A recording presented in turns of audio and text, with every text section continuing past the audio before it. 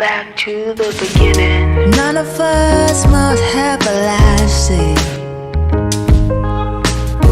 I'm writing you this letter, hoping we can make things clearer. What's good, beautiful people? It's your boy man, and welcome back again to the channel. Today's video we're looking at ASA's new album Lucid. Okay, finally we're able to talk about this album. I've been anticipating this album. Go check it out. At the beginning of 2018 I had the top 5 albums I'm hoping to look for in the beginning of the year. That was the beginning of 2018, anticipated for 2018, and we're getting this later in 2019, and I can't wait to dive into this. So let's get to it, shall we? So for those of you that don't know who ASA is, in summary, she's just a breath of fresh air in the Nigerian music scene. She's a singer-songwriter that plays with jazz, soul, R&B, coming out with a self-titled album, ASA, that is by no discussion a classic, having songs like Jailer, 360, Fire on the Mountain. She has managed to create a niche out of a unique sound. Only a handful of artists in the industry I can say resembles her sound. Artists like Neka, Brian Mo. She has come out with a very solid album since the ASA album. She has been prolific with every album, man, and she's one of those artists, and I've said it before at the beginning of me even starting this channel, there's only 2 artists that I look at when it comes to making albums that are prolific with it. It's Emma Ebaga and ASA. She's definitely on that list that just doesn't know how to make a bad album. And that was the same impression I got with Lucid. So throughout the course of the album, you can see ASA evolve from different phases of a relationship. She gives this feel-good, happy and cheery atmospheres in the song, as well as really dark, sad breakup songs, and it was scattered all over the place. And that was my biggest issue with the album, if anything. Like, you can look at the very rough transition between songs like You and Me and a song like Femi Mo, 2 completely different atmospheres that she drags us from. We're on cloud 9 when it comes to You and Me. It's a very happy song that talks about a tour around the city, and then she drags us back into this very dark, deep feeling of depression and sadness that somebody has lost their love for them, and it's a roller coaster of emotions throughout the entire album. She starts the album with Murder in the USA, and this was by far the darkest of all the songs, and it was very interesting to see that she started this album on that front. Even when she has a song called The Beginning, you would expect The Beginning to be The Beginning, but it wasn't track 1, it was track 2. I don't know if there's something there, but the song Torn is one of those breakup songs that I kept on comparing to, honestly, her strongest breakup song, which was My Baby Is Gone. From the Beautiful Imperfection, go listen to that song.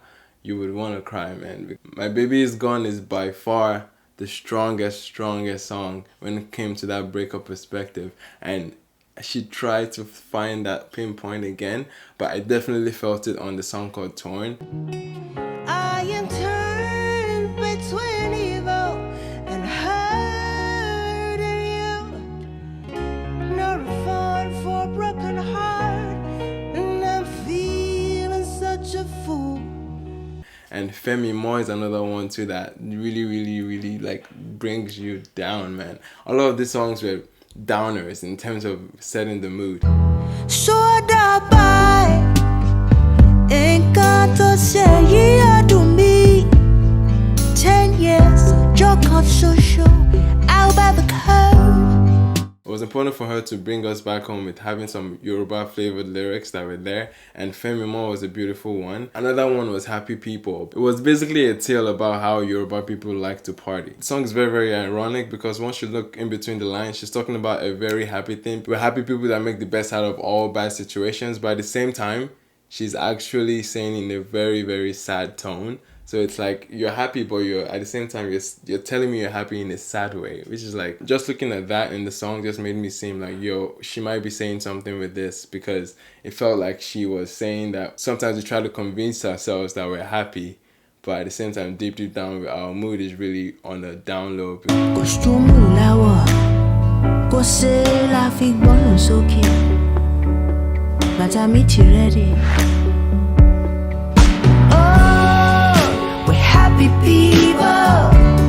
But anyways, songs like You and Me bring us back up. I love the picture that the song You and Me paints. You and Me just describes a very romantic day in Paris, and it's just a very feel-good, uppity pop kind of sound.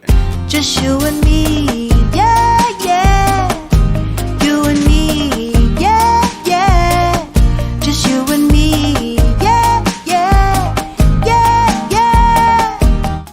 talk about her vocal performance on this. I feel like songs like Femi More and The Beginning were songs where she actually really flexed her vocal skills, and the production on the entire album was very well fitting for each song. Sound engineering wise, I think this might be the cleanest album out this year. Asha is one of the best songwriters in the country, and she knows how to make a memorable melody. Just after listening to the album about twice or so, I could definitely sing along with almost all the hooks on the album. My biggest takeaways from the album would definitely be You and Me, The Beginning, My Dear, Femi More. Those were songs that really bagged. When it comes to Throw Away, I can't say there's a very terrible song, but a song like 365 and 9 Lives towards the end of the album didn't really stand out for me. Not like they were terrible songs, but it just felt like she was beating a dead horse with those kind of songs, continuously reiterating a breakup mood. Overall, I don't think Asha can make a bad album even if she wanted to, man. And you can tell that she made no attempt to reinvent herself or reinvent her sound or music, basically targeting her own niche that she has created in the industry, very mature music listeners in Nigeria. Each song actually does a very good job in putting you in the front seat of her emotions, and then I felt like she was very transparent